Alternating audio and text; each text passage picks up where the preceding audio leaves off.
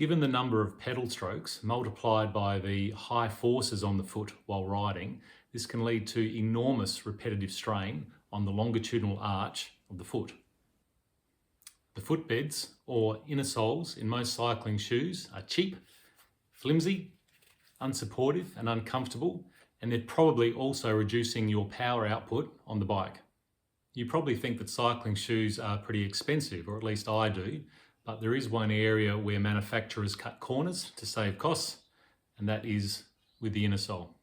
As you can see in this example, it's wafer thin, has next to no arch support, has no metatarsal protection, and that's going to wear through pretty quickly.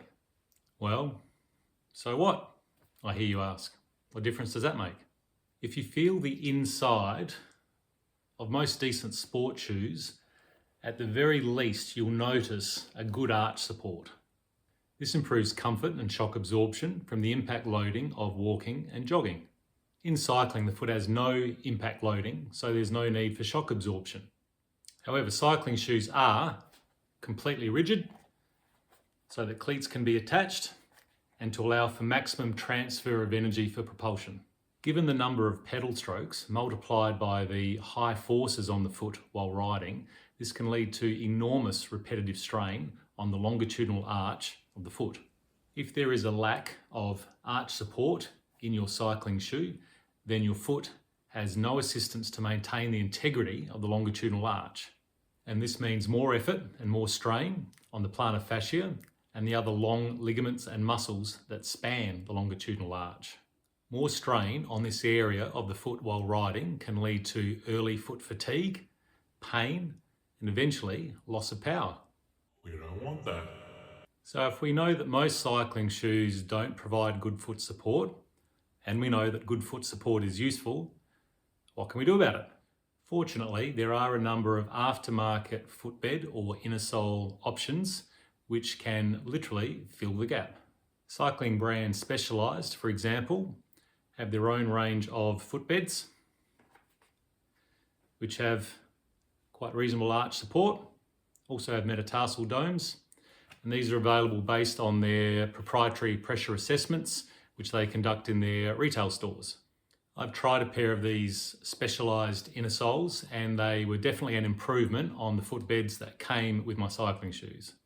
However, my favourite option for my cycling and bike fit clients, and the one that I've used personally for at least the last 5 years in my cycling shoes, is the G8 2620.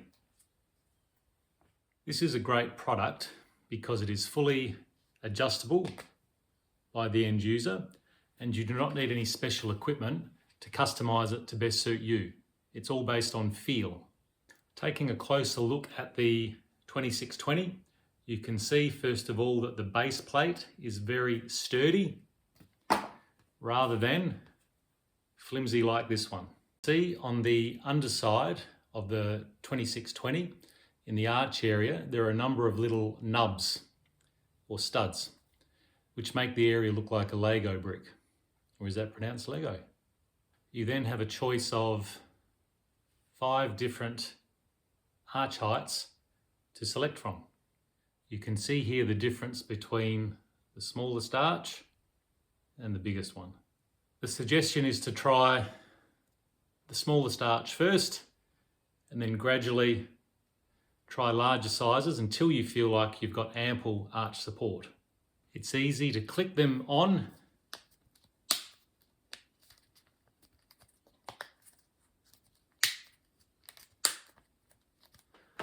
and off the footbed to try each size.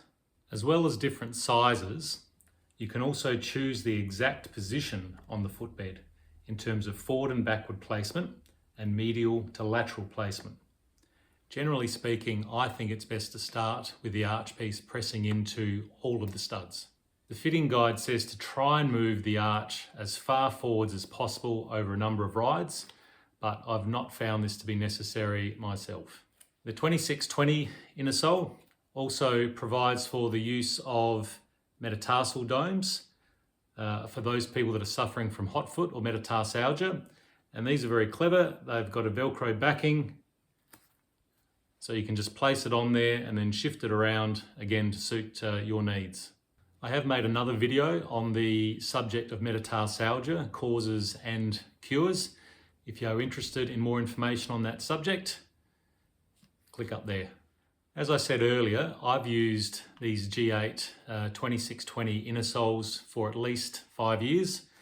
This pair I've actually had in my cycling shoes for that whole period of time, as you can see by the souvenir collection of dog hair. I have set them up asymmetrically, so the left side positioning is slightly different to the right side positioning. I have tried also different arch height on one side compared to the other, and for periods of time that has worked well for me. At the moment I've got the second height arch in both left and right. So these G8 2620 innersoles are available from the G8 website. They're also available from bike fitters such as myself. At the time of recording this video, which is November 2023, the recommended retail price is around about 200 Australian dollars.